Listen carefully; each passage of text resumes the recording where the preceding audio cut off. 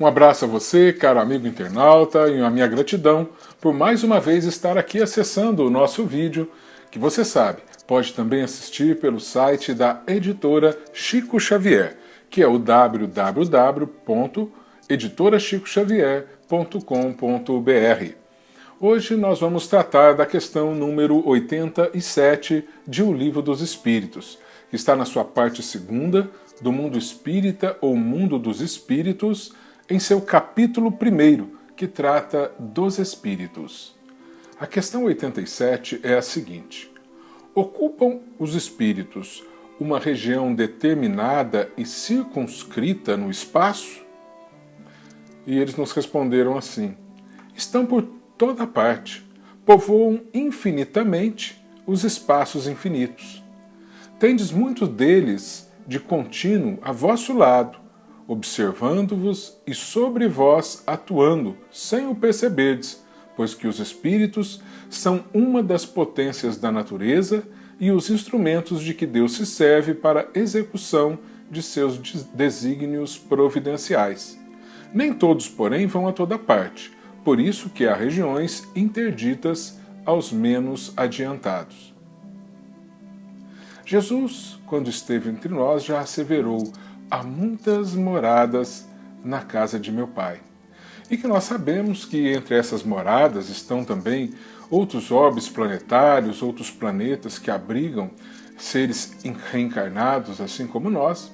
Mas sabemos que aqui mesmo no nosso planeta há outras moradas que nós não visualizamos, que nós ainda não conhecemos, como são as colônias espirituais, como são os umbrais, mas das quais nós temos notícia.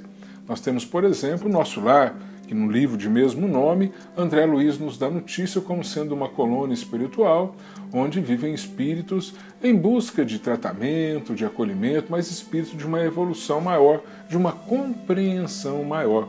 Mas também temos colônias, ou cidades espirituais nos umbrais, onde estão ali espíritos menos evoluídos também. Porque o mundo espiritual, ele não é apenas essas colônias, também está entre nós. Os espíritos também caminham entre nós, estagiam junto a nós, influenciando em nossas vidas.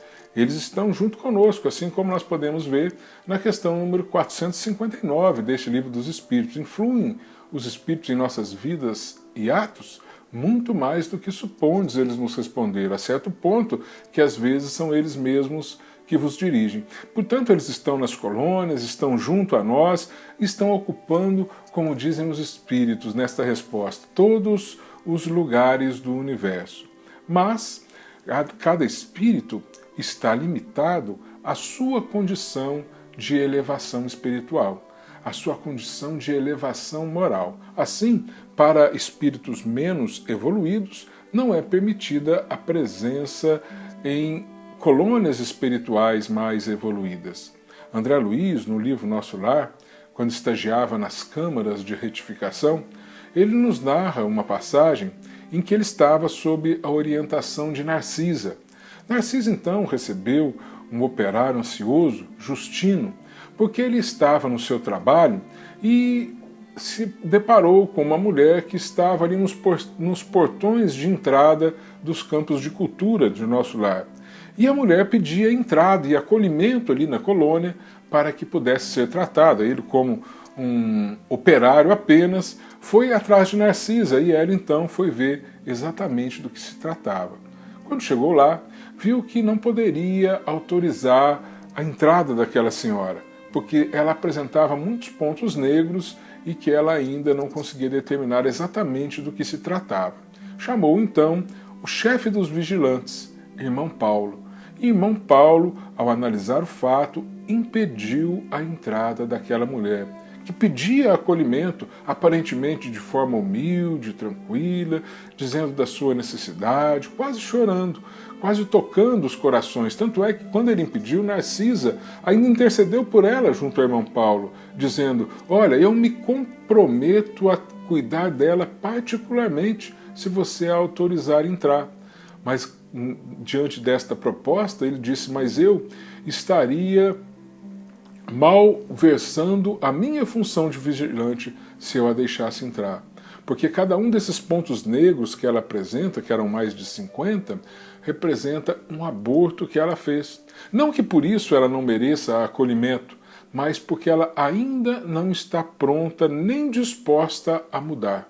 Ela, se entrar, vai com a sua energia deletéria, com a sua mente ainda em perturbação, vai desorganizar toda a colônia, principalmente todos os nossos irmãos que estão aqui em tratamento. Então eu não posso autorizar. E a resposta já veio de imediato, porque quando ele a impediu de entrar, a mulher logo desvestiu da máscara de humildade que estava e começou a esbravejar de uma forma desrespeitosa, mostrando exatamente a que ela tinha ido ali pedir um auxílio na colônia.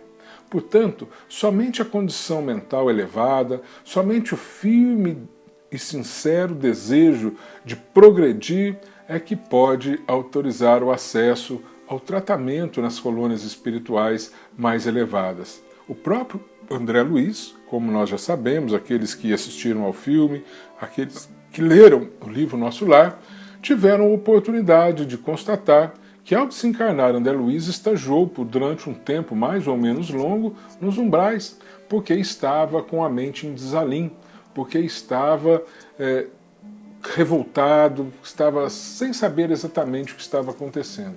Até que depois, muito cansado de sofrer, resolveu ele pedir auxílio ao Pai, auxílio ao Deus.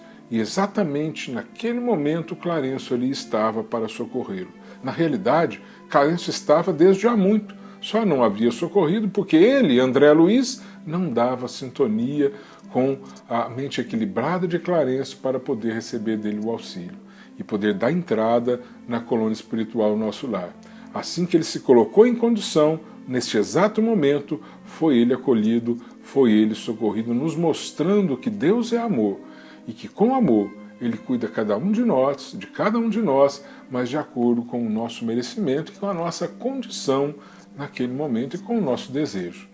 Miramês, sobre esta questão, ele diz o seguinte: há inúmeras divisões no espaço para os espíritos, nas quais a vida que levam é de acordo com seus estados espirituais. Em todo lugar onde estagiamos, há um traço da nossa própria elevação espiritual, a nos mostrar o que somos. No entanto, a misericórdia divina interfere em tudo, nos dando sempre um pouco a mais do que merecemos como bênção do Criador. No espaço infinito, há mesmo divisões que se interpõem aos espíritos que ali se radicaram por necessidade, sem condições de visitarem outras comunidades. Porém essas, como que prisão, elas são transitórias, porque o espírito, quando evolui, ele acaba tendo acesso a essas colônias mais evoluídas. Mas continua Miramês: o tempo lhes dará meios, juntamente com o esforço próprio, de se libertarem, tendo o espaço como a sua própria casa e sendo cidadãos universais. Para os espíritos puros, não existem barreiras, e eles visitam todos os reinos como se fossem o seu próprio ninho familiar.